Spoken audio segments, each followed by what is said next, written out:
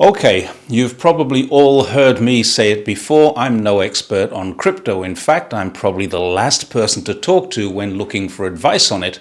But there are some friends of mine who know a thing or two about crypto, and I'm learning from them. Wherever you are, welcome to another of my takes on China. And today I'm going to use the extensive research skills of one of those friends, James Wood, a regular contributor to my channel and someone I'm inviting back as soon as he is free to do another talk show. He's on X as the Commie Pommy, and that's because he's an English-born Australian, as am I, and we have the right to call ourselves pommies. And being a bit of a supporter, he's chosen to call himself a commie one, which I think runs off the tongue quite nicely. He's also had a video made about himself by Xinhua, which puts him in a very small group of very special people who are known not just as supporters of China, but supporters who can be relied upon to tell the truth and then back it up with research.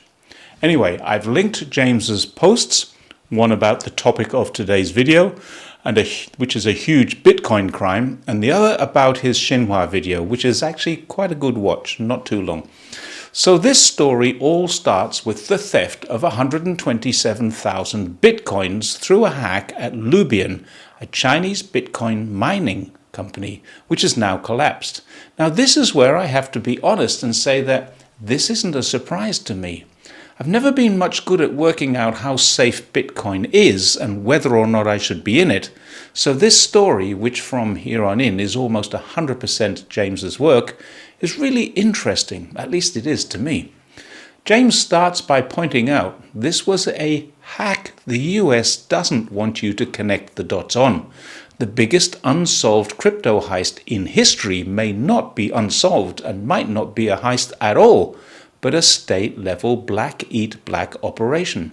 In late 2020, something strange happened in the Bitcoin world.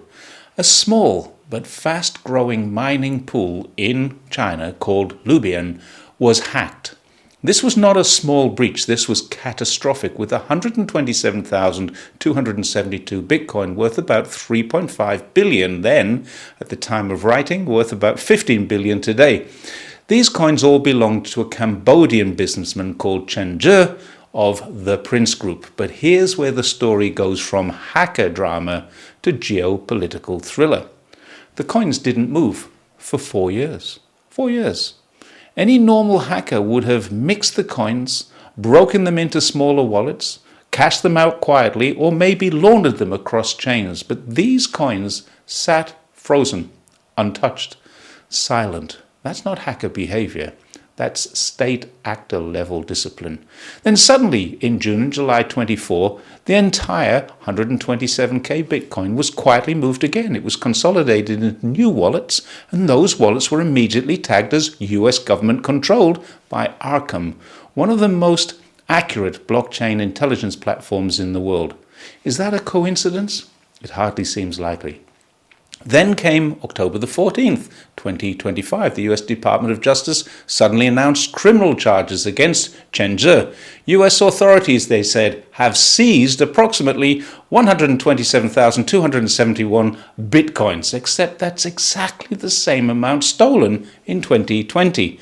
And none of the private keys were ever explained publicly by the Department of Justice. Not a word about how the US supposedly obtained control of those wallets.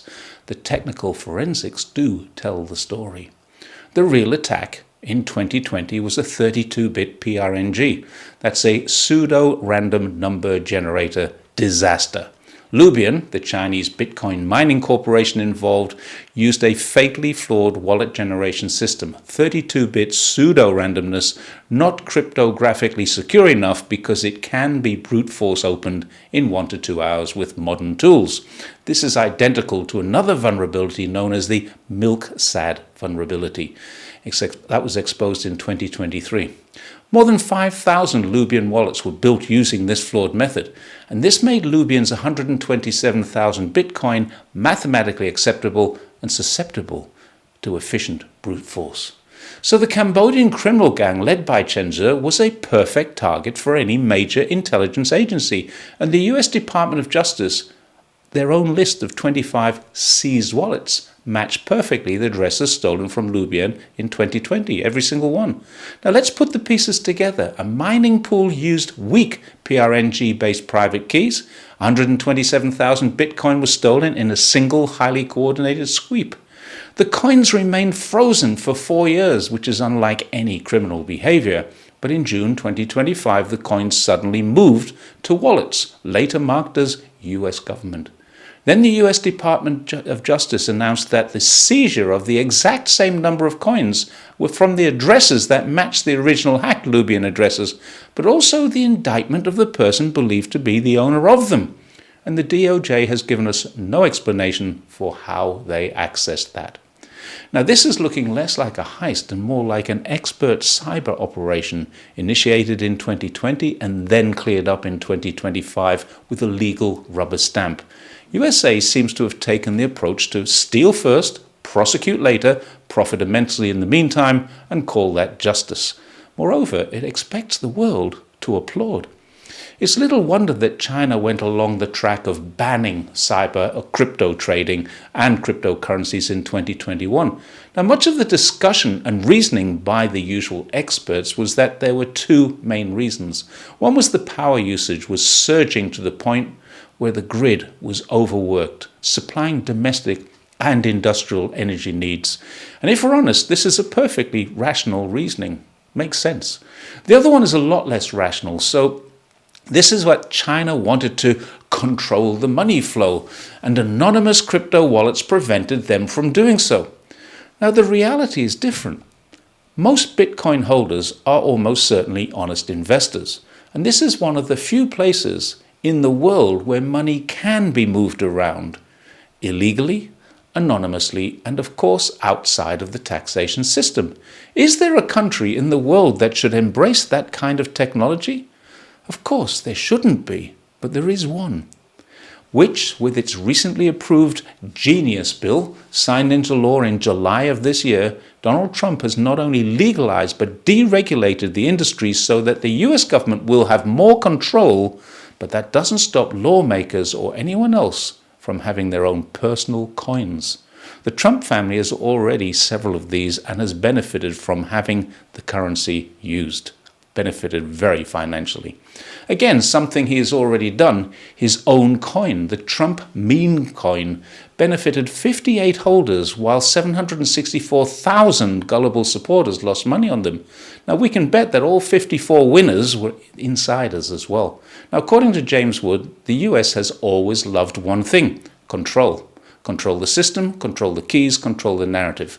This time, they didn't just backdoor communications. They backdoored $15 billion of someone else's Bitcoin. A national level black eat black operation, plain and simple. And when they were ready, they wrapped it up in a press release. Now, whatever your politics, this should terrify anybody who's in crypto, because it proves one thing: even non-custodial wallets aren't safe. Weak randomness can and already has killed an entire mining pool. And if you're holding billions in digital assets, the biggest threat isn't hackers, it's the government. Not of authoritarian China, but the so-called free world, the same country that claims to protect freedoms and property rights. Now, we all know it as one that lectures others on crypto or cyber security. The US accuses China of rigid control mechanisms in finance, but one thing is certain: unless you're committing a crime in China, your money is a lot safer in one of their banks than it is in investing in a US-approved legal coin, whether that be a stable coin which is pegged to the US dollar and controlled by US banks, or a crypto coin which can be dangerously unstable, but more important, can be manipulated by people who know what they're doing and who are able to make sales or purchases before we, mere mortals, even know that an event is going to happen. If you need more information, talk to James. Go have a look at his post. It is really, really interesting. Thanks very much for watching my take on China, and I will see you next time. Bye for now.